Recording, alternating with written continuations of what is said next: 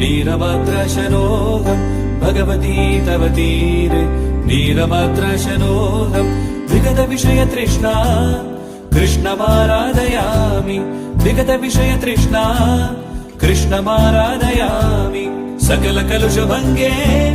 स्वर्गसोपानसङ्गे सकलकलुषभङ्गे स्वर्गसोपानसङ्गे भरणतर